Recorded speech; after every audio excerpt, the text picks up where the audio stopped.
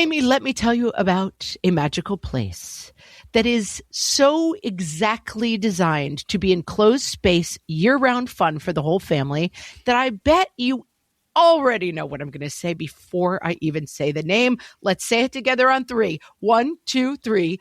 Great Wolf Lodge. You got it, Amy. My kids loved Great Wolf Lodge when we went. You probably already know that it has a huge indoor water park with a wave pool, lazy river, a bunch of massive water slides. But then your pack can hit the other attractions because wait, there's more. Great Wolf Lodge has adventure-packed attractions like Magi Quest, a live-action game kids can play throughout the lodge, plus the Northern Lights Arcade. Spent some quality time there, so your kid who loves the lazy river and your kid who loves fantasy games will both have a great time. Great Wolf Lodge also offers great dining options and complimentary daily events like nightly dance parties, all under one roof. Unpack the car once and you're settled in to have fun. And with 22 lodges across the country, you're always a short drive away from adventure. We've both had such great times at Great Wolf Lodge, so bring your pack together at a lodge near you. Learn more at greatwolf.com and strengthen the pack. I can't breathe and I'm not blue yet.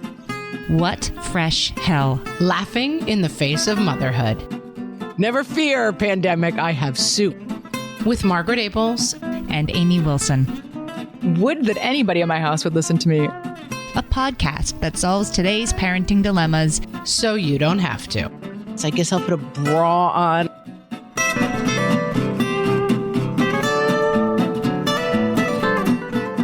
Hello, everyone, and welcome to What Fresh Hell? Laughing in the Face of Motherhood. This is Margaret. And this is Amy. And this week, we're going to talk about why everything feels wrong right now. I suggested this topic. We were here for this topic. I think Amy and I were actually out to dinner, and I was like, what is up? Is everyone as miserable as me? Everyone I talk to is miserable. Yeah. It feels like we should be in the after times.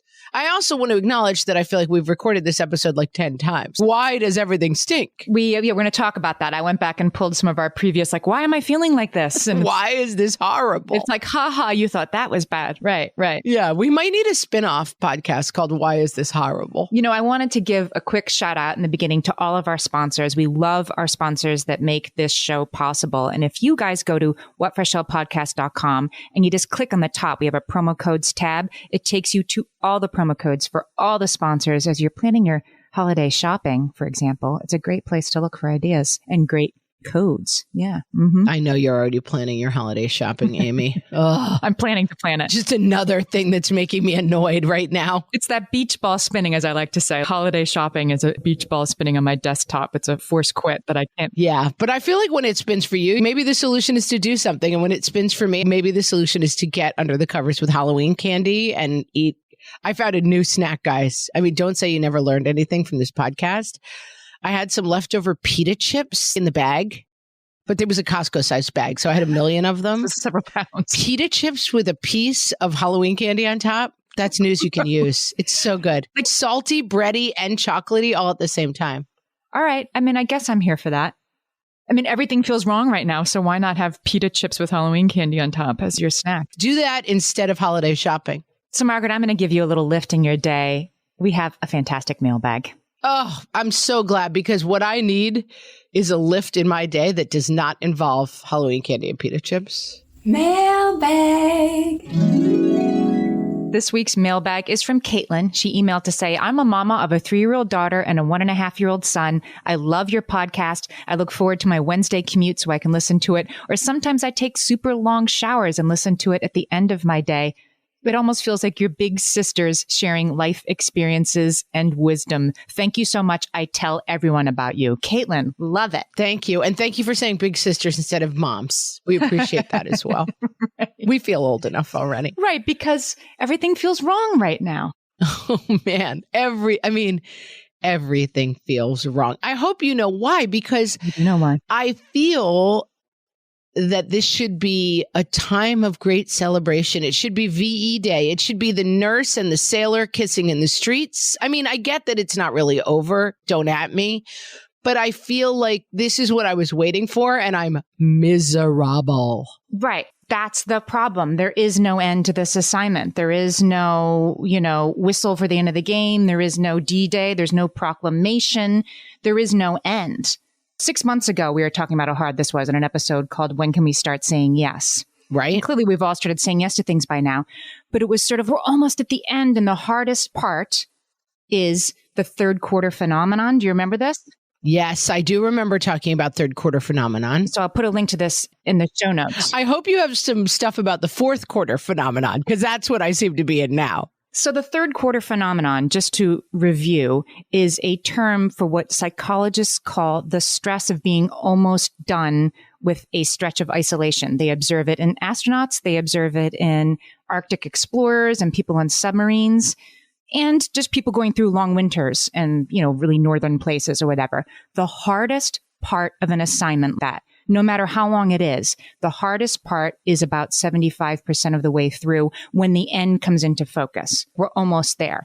If you live in a very dark and cold place, marriage counselors get the most calls in February when it's almost done. So they call this the third quarter phenomenon. Got it. So 6 months ago, we were like, wow, we are in the third quarter phenomenon because we are almost there, but this has been so hard. And now it's 6 months later and we're in an end-E thing. There's no VE day because there's no declaration. We're just sort of, I think we've all lost faith in, there won't be one thing that will then switch us back to the way things were. This is what I think is happening. All the negatives are back. So I'm busy again. I'm making travel plans. I'm having to go, to different events that I was very happy not to have to go to. Okay. I'm running around making schedules. My kids are busy. School is back at full tilt. And it still feels like the third quarter. It's all the bad of both to me now. Yeah, right. It's the normalcy requirements without the normalcy. Yeah. And I will say, I was talking to my husband about this last night. Why is it hard?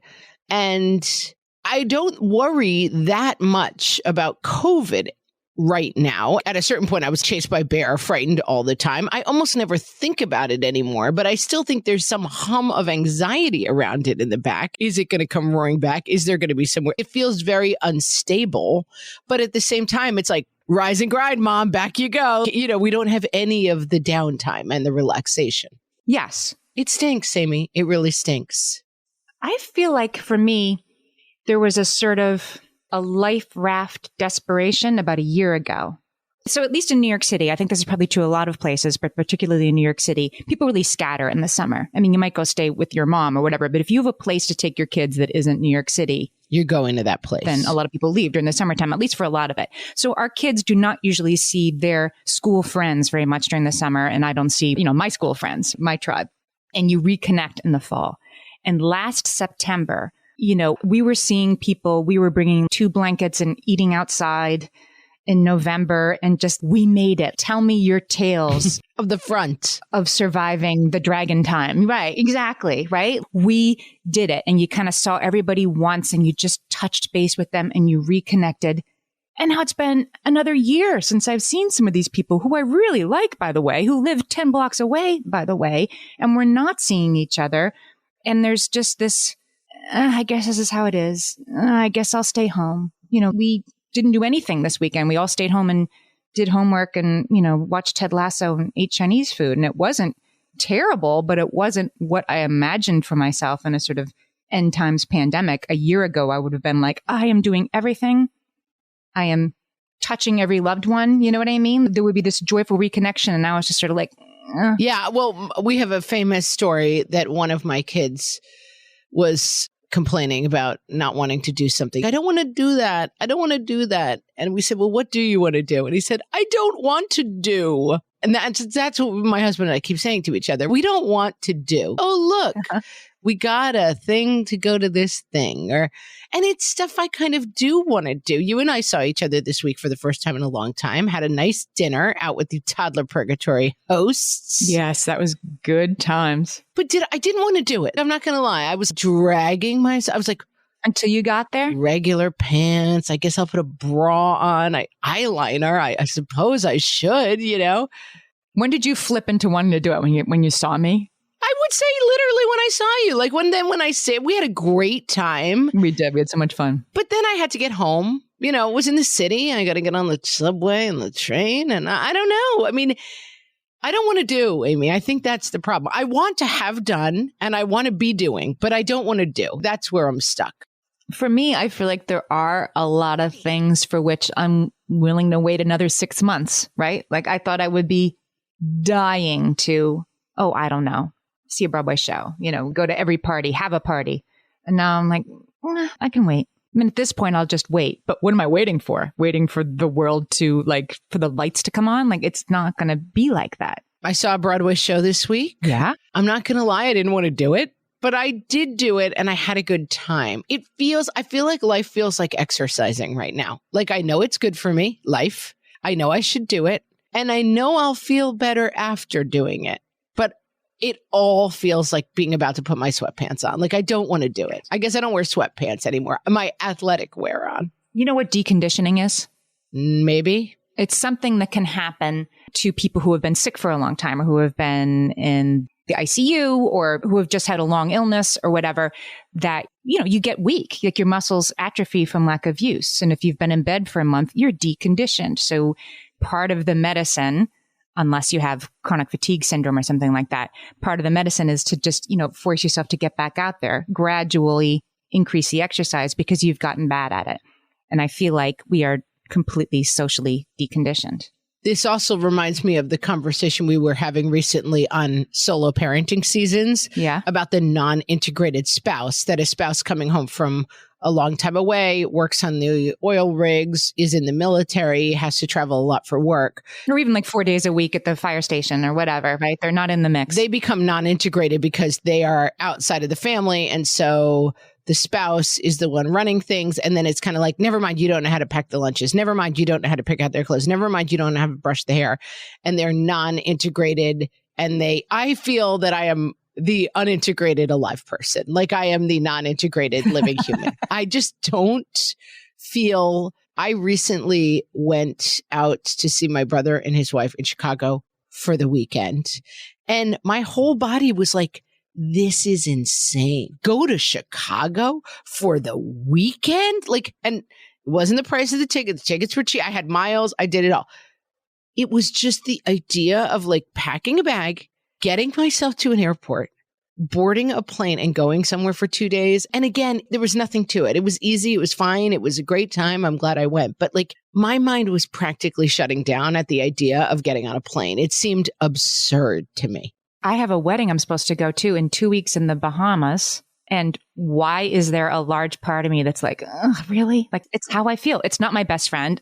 It's a wedding that will be a lot of fun in an incredibly beautiful place. Going away for the weekend with my husband. Incredible, right? Like a home run. Right. But why does that feel horrible? Except I have this dread around it. And it's not, as you said, and I think you're right, it's less the, what if there's COVID? It's less the actual, what if I get eaten by a bear?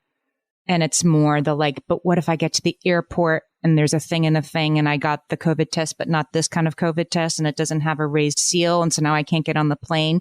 I'm already talking myself into or out of, I'm going to get to the airport and I'll have done something wrong and we won't be able to get on the plane. And how sad will I be? Maybe not that sad. I've been thinking about that more than what I'm going to wear. I didn't even have the specificity around it of what if this, what if this? I just have the vast and deep internal monologue of I don't want to do. It's just from small things to big things. Today is the first cold, rainy day of fall. And, I knew we were going to get up and record. I had some stuff to prepare. I have a bunch of work stuff to do.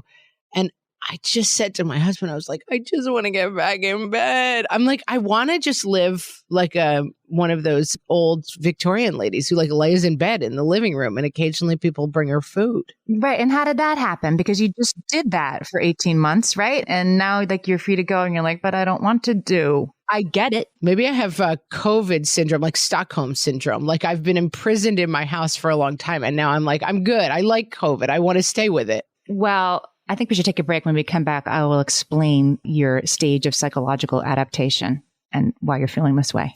I will accept that from you. For some of us, tax season is one of the only times that we look at our finances fully. And once it's over, Well, that was terrible. And it is completely understandable not to want to think about it for another whole year. But using Monarch and being intentional with your finances in an ongoing way helps you see where your money is going and how you can put your refund to best use. We are here to tell you, simplify your finances with Monarch. Monarch is the all-in-one personal finance tool designed to make your life easier.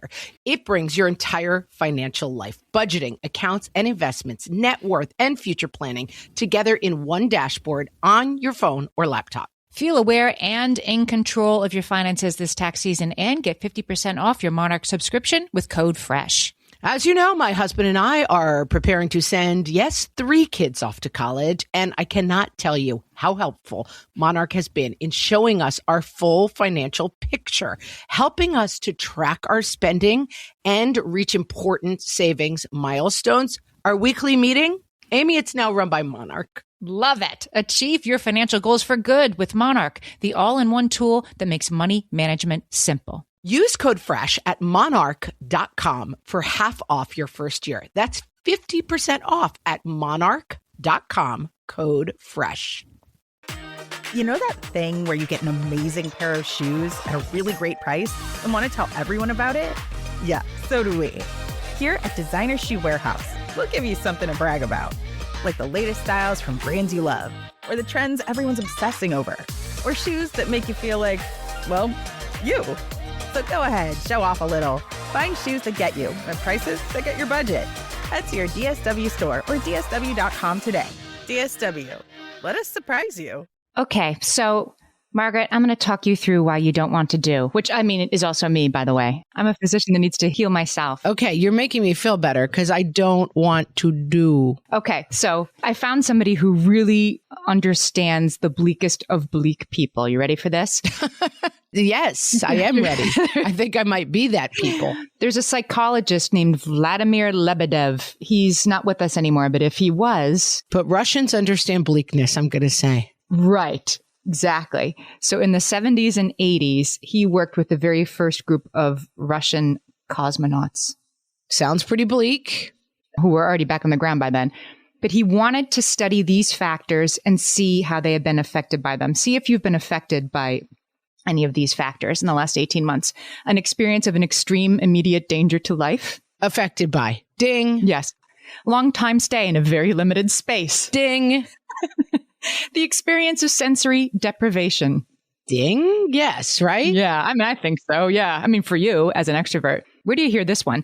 The experience of extreme vulnerability and at the same time, the lack of quick assistance from emergency services. I mean, ding to the ding, like ding to the ding to the ding dang dong. That was me, right? Like I can't breathe, but I'm not blue yet. So I'm not supposed to go to the hospital, right? Like I think that's the assignment. Right, right. If in case you haven't listened to all of our episodes, first of all, shame on you. And second of all, Amy had COVID. In the very beginning, where it was like, unless you're dying. Yeah, they were sending people much sicker than that home from the hospital. Yeah, yeah. Like nothing we can do for you here, so please don't come.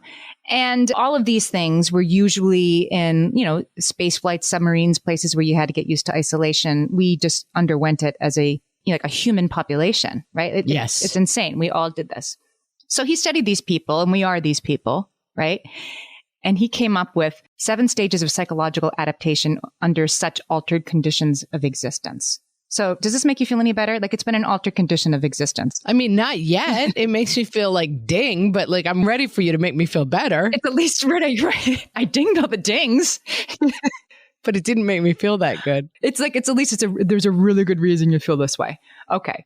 Yeah, I guess that's true. Yes, I feel seen. Let's say that. Yeah. So there's 7 stages, and I think we're like pretty far through the stages, but I'll tell you what the stages are. So the pre-exposure stage of mental tension. I feel like we kind of skipped that because that's like for an astronaut, like, oh, this is going to be really hard when I have to go to space for a year and not see my family.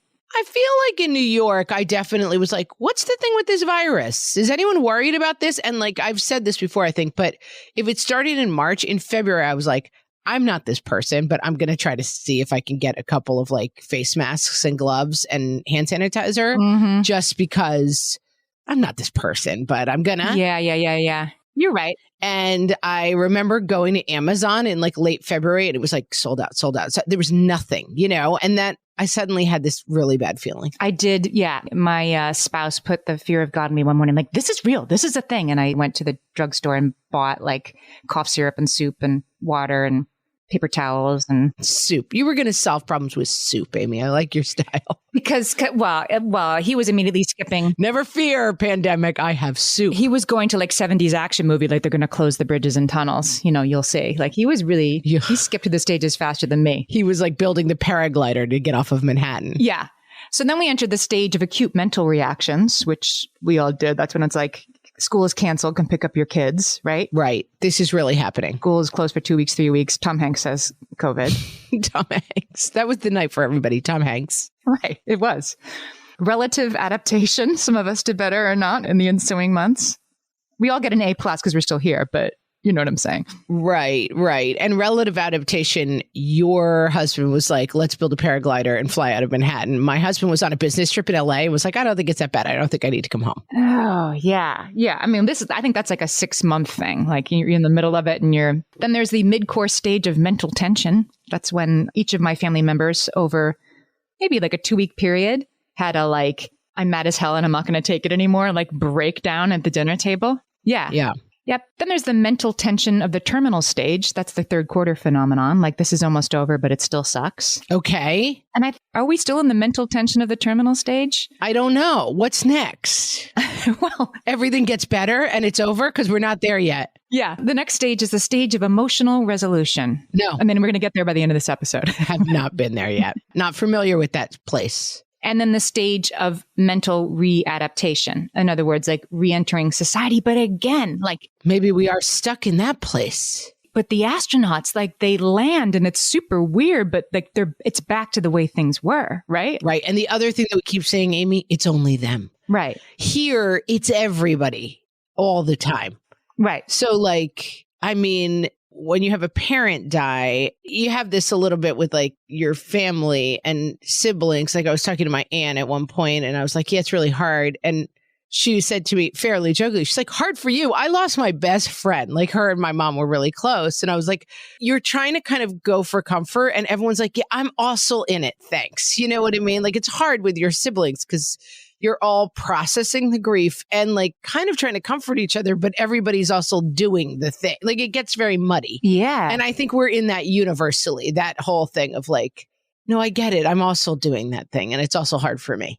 As are kids, right? Like I'm thinking back to when we had Mr. D on the show, who's a kindergarten teacher and a stand-up comic. And we had him on last year to talk about how the kids are adapting. And it was really eye-opening that he said, like, usually there's kind of that one kid at recess who gets tagged as it. And then they say, I don't want to play. Like you have that one kid you have to deal with. He's like, I now have 30 kids who don't want to be it, who don't know how to share, who are, having meltdowns over the littlest thing. And so even when we're having a good day, then our 4-year-old is not, because their stage of emotional resolution is stagger stepped.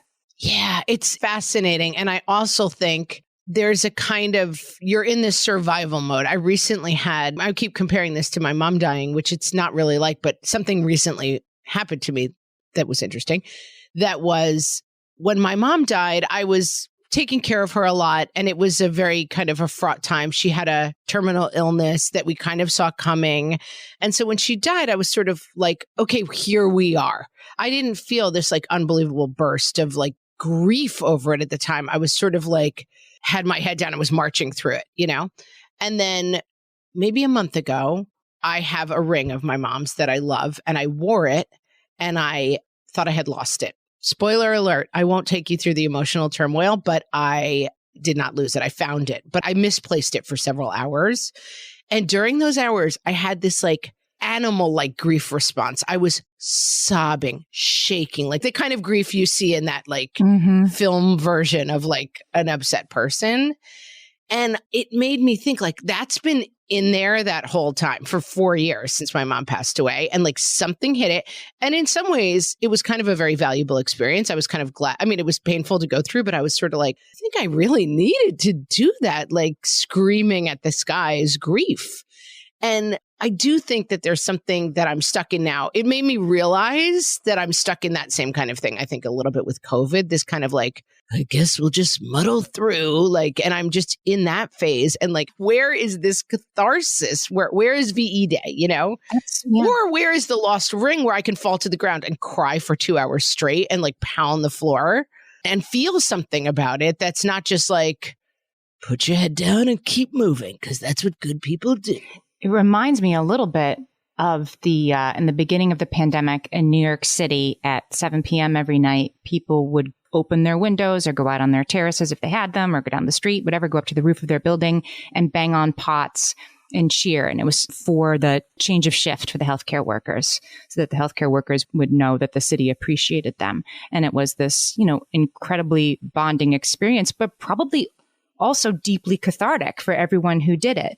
Right. And that there was a ritual to it. Like, let's all go outside and yell and scream and bang on pots. And sure, we're thanking the social workers, but there must have also been a like, I'm here, right? I survived another day inside. There's a word for that. We're exercising something, right? We're like processing it outwardly. And I think that, you know, this is true in small and large ways, that families who, you know, don't acknowledge, people talk about this all the time. I mean, I'm from an Irish Catholic family. Like back in the day, like someone would die and you'd be like, let's keep moving. Like, you know, we don't sit around and stew. And maybe that's something in this too, which I haven't really thought about, is that we're not really processing the trauma. We're just like, oh, thank God, schools are back open. Let's go. Like, we just have skipped the part where we're like, wait a minute, this was horrible. What was that? Yeah. Right. So there's something else that comes into this, I think, called resocialization. And that is usually, it's defined as a process by which old behaviors are removed and new behaviors are learned in their place. And usually it's like Harry Potter gets to Hogwarts, you know, recruits get to, what's it called? Basic training. A recruit reports to basic training. A prisoner gets to jail, you know, and like, you're in a new place now. Like, forget the old rules. There are new rules. And it's a very like hard, short, sharp shock of like relearning everything, totally new sets of rules. And then when you go back to the old way of doing things, like the astronaut coming back from space, you have to relearn the old rules, and it's hard and it's weird. Like the example is in Shawshank Redemption, which I know is an old deluxe alert. Back in my day, Morgan Freeman, he's out of jail at the end of the movie and he's working. He has a job now, and he asks his manager if he can take a restroom break. And the manager's like, you don't have to ask me every time you have to go to the bathroom. You don't need to do that anymore. And it just is sort of, it crystallizes this. Like, he learned a new set of rules and now he's going back to the old set of rules. So once again, we are all Morgan Freeman. Like, wait, what? Even also in Shawshank, the guy before him who gets released, who works at that same supermarket. Spoiler alert. If you haven't seen Shawshank Redemption, I'm sorry. It's a spoiler. It's 30 years old. The guy who gets out before him kills himself because he cannot function at all in the outside world. So it's like, I think that this is something that's very interesting. Even if we don't like where we've been, if we are socialized to that place, transition out of that place is very, very difficult. I think that's what makes flying to Chicago hard. I don't think it's that it's like, what if I get there and I have all the right stuff. I know I can do it, but I am so out of practice of doing it. And it's like, wait, did we used to always just on a Friday night be like, I'll go get in a metal tube and shoot myself to a different state? Like, I don't know. Somehow it seems crazy if you haven't been doing it. It doesn't seem casual at all, right? Like, it seems, I mean, flying to Chicago is not casual, but like, you know, meeting me in the city for dinner also feels really big, right? Yeah. It all feels really overwhelming. Like, I feel like a little like fetus, like, oh, I can't do anything. There's a guy named Craig Haney who studies prison isolation specifically. And so he's not saying this in terms of COVID, but it stood out to me. He says like that when you spend a lot of time like in solitary confinement or something, you begin to withdraw from the little amount of social contact that you have, like an hour a day. That eventually, if social contact is removed from you, that over time, social contact becomes anxiety arousing. For somebody like you, it's supposed to be relaxing, right? But that's how you're feeling. That's how we're feeling. Yeah, that's it. And not to like self-aggrandize. I mean, I realize it's worse to be in solitary confinement than to be, you know, stuck at home on a winter weekend with cabin fever. But there was trauma on top of all this for all of us. And I think that until we process it, then we're not really going to move past it. We are going to be kind of stuck in this funk. Yes, I have another observation about that. Let's take a break. We'll be right back. Amy, when I'm having a good hair day, it usually makes my whole day better. And that's why on every day, I'm taking Nutrafol. Nutrafol is the #1 dermatologist-recommended hair growth supplement brand. And it's the #1 hair growth supplement brand personally used by dermatologists. Nutrafol's hair growth supplements are peer-reviewed, NSF certified for sport, and clinically tested. Nutrafol offers multiple formulas for men and women, tailored to different life stages and lifestyle factors, so you get support that's actually right for you. Adding Nutrafol to your daily routine is easy. Order online, no prescription needed, with automated deliveries and free shipping to keep you on track. Let your hair be one less thing to worry about. See visibly thicker, stronger, faster-growing hair in 3 to 6 months with Nutrafol. For a limited time, Nutrafol is offering our listeners $10 off your first month subscription and free shipping when you visit Nutrafol.com and enter promo code LAUGHING. That's Nutrafol.com, spelled Nutrafol.com, promo code LAUGHING.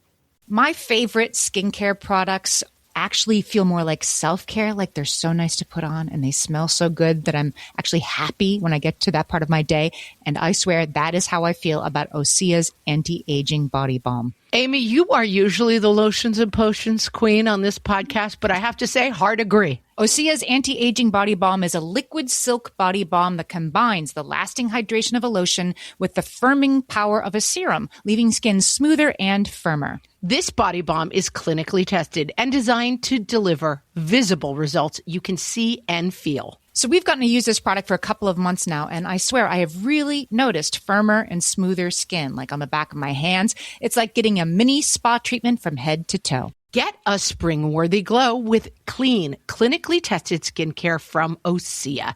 And right now, we have a special discount just for our listeners. Get 10% off your first order site-wide with code FRESH at OseaMalibu.com. That's 10% off your first order with code FRESH at OSEAMalibu.com. And now, how hard are hard things right now? From the What Fresh Hell podcast. Going to the grocery store. Super hard, like a 10 of hardness. It involves all the hard things. Leaving the house, doing something you don't want to, possibly running into people, and then carrying heavy things.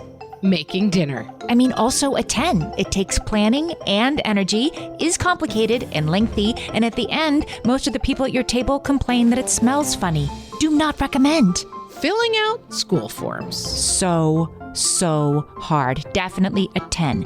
First, you have to remember to fill them out, and then you have to fill them out. It is just terrible all around. Boarding a plane and going to a place. Literally impossible. This cannot be done. We apologize for the inconvenience.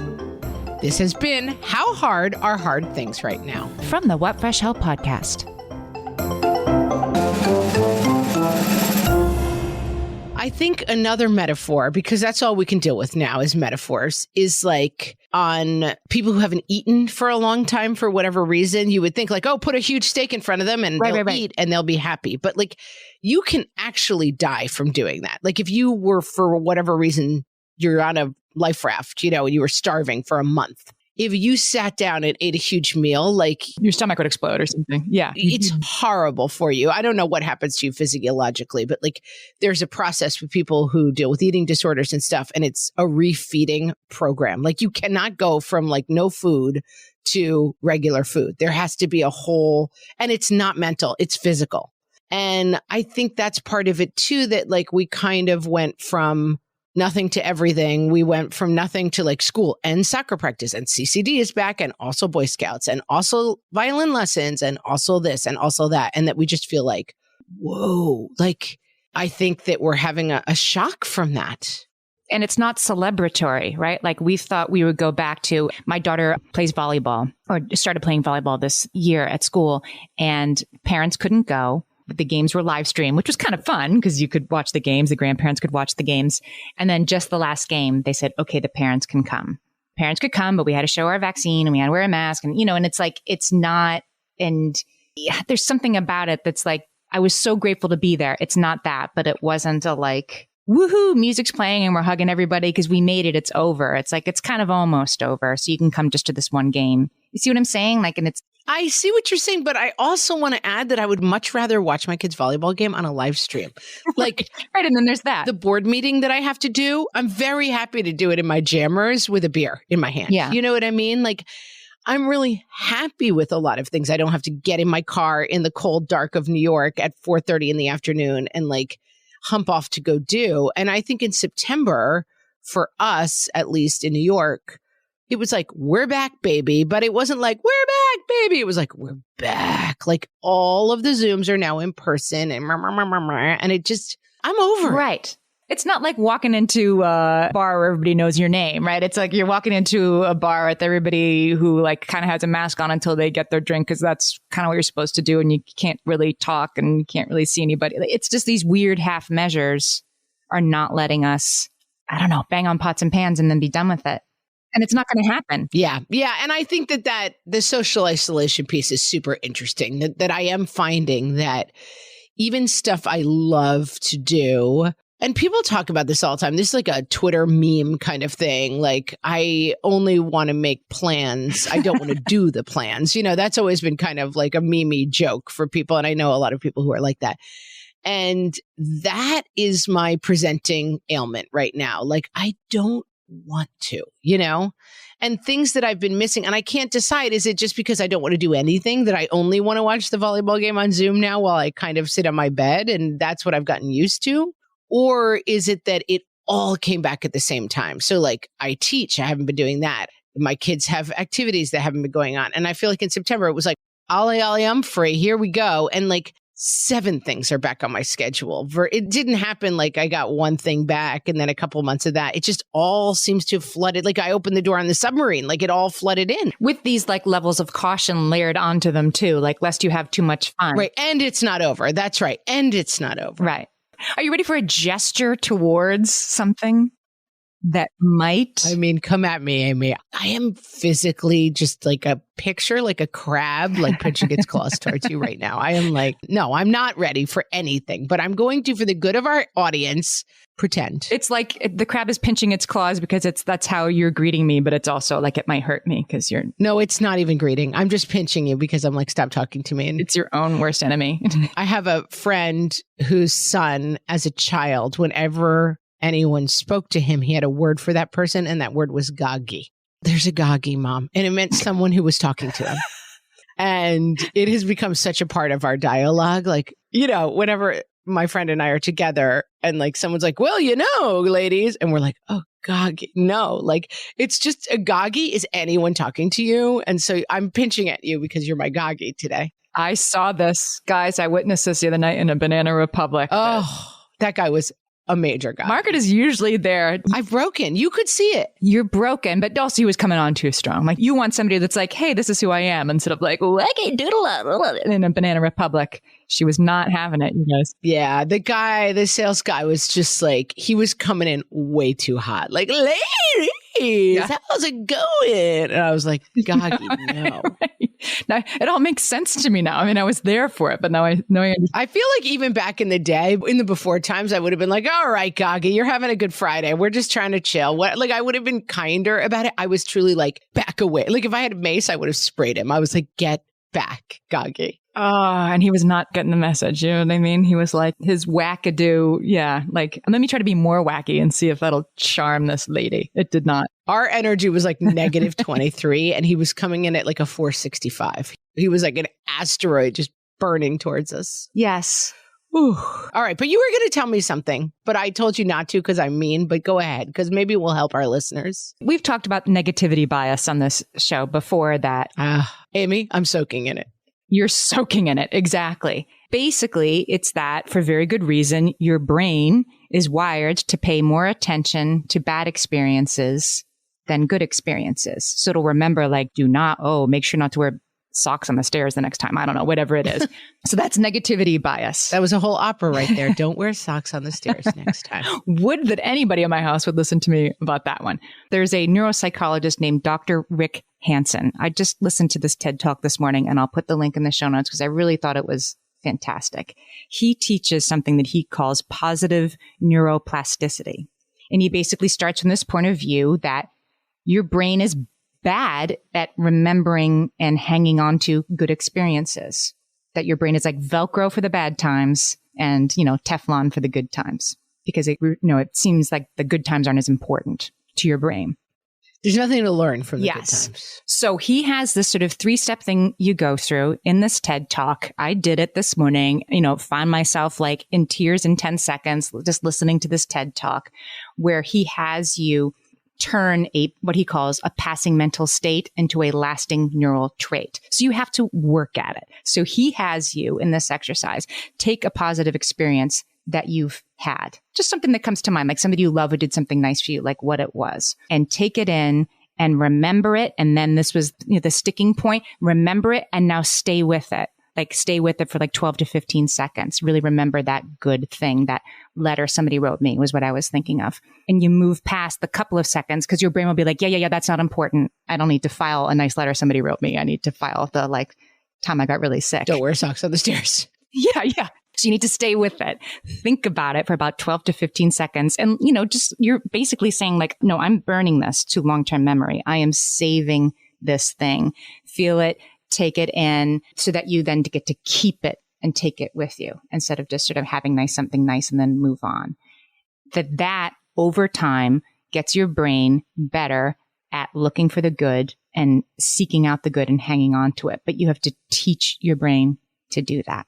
I get it. It feels very unappealing to me right now, but I get it. It feels like another thing on my to-do list, but I get it. I will say, I noticed this in my kids. My kids are having a really hard time.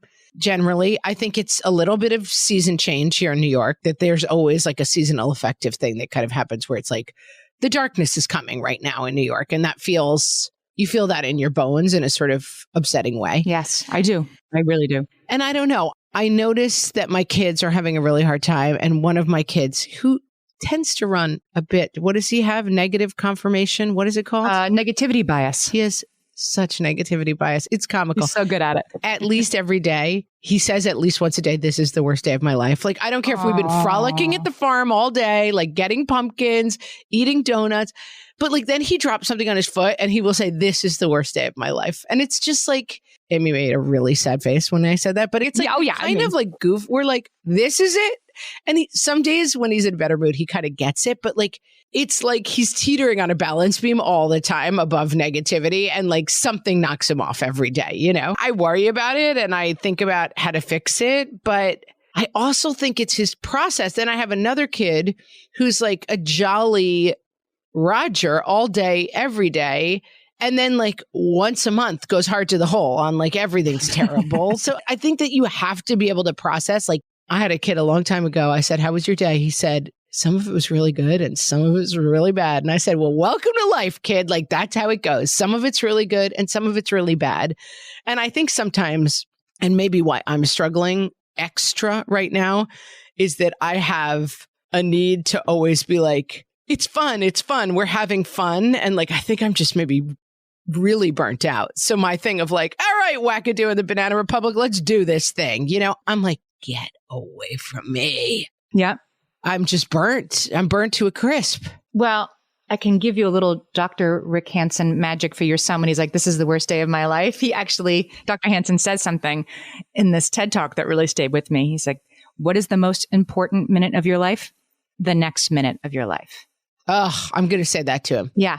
Right. Like you drop the pumpkin on your foot and it stinks. And literally the most important thing is what you do next, what your mind does next. And some of us are just a lot better at noticing the good stuff than the bad stuff. And all of us are bad at saving it to our hard drive. But I just think that's what's going to save us, is to look right now for the really good. Agree. And also contextualize the bad, because Ned Hallowell said this on our episode on his Fresh Take, talking about kids with ADHD, and that there is a wind down process. And during that wind down process, the whole bottom falls out of everything. And it's something I look for a lot in one of my kids, because when I hear this is the worst day ever, it's like, it's time to go to bed. That's the wind down process starting, and everything, all your armor is falling off. And your reaction is like, this stinks. And I think that writ large, that's where I am in my life right now. Like the armor's falling off and I'm like, I'm really tired and sad, and it's like, it's okay to say that, like It doesn't always have to be like, it's COVID, but we're making the best of it. It's COVID, but we're doing crafts. It's COVID, but we're da-da-da. Like, I think that as the adrenaline of the fear and the rush comes off of it, it's okay to feel like I got hit by a bus. Yeah. I mean, I think it's okay. That's right. Like, I don't think it's like, just put on a happy face and get out there and have a great day. Like, it's just facile. It's too hard. And the Banana Republic guy bothered us because it was not real, right? It wasn't genuine. It wasn't connection. And I think that's it. Like layering on a smile that I don't really feel is not really what's going to save us. I want to highlight too this quote from Rick Hansen because it really spoke to me. We're living on thin soup. You can survive, you can make it, but there's a hollowness and an emptiness inside. It's a little bit of a stretch for this metaphor because a lot of us are like living very well in terms of like we're eating enough and we have all the things we need. But I think that's right. This survival mechanism that no matter how low level it may have seemed, because like we came through fine. You know, we bought a hot tub. We spent a lot of time in it. We cooked bread. We weren't in, some horrible situation. We weren't on Mars trying to survive. But I do think there has been this like cobbling together an existence for a long time that I think it's worth acknowledging that has been really hard. Yeah. I mean, one of my family members still is affected pretty directly by having been sick with COVID, and it's going to be with us for a long time. And your heart is hard, right? But we need to work a little harder, I think, to Velcro the good stuff and not pretend, not put on an emotional state that we don't have, but, just do it for ourselves. Yeah. I mean, that's our solved it for me. Like, listen, I don't know if you guys are having a hard time right now. We're having kind of a hard time right now. I'm having maybe an extra hard time right now. And it is what it is. And like, there'll be something else. The next minute, it is also going to be important. The next month and the next year are all going to be important. But for right now, if you're having a hard time, we see you, friends. Yeah, we do. Thanks for listening, as always. And we will talk to you next time.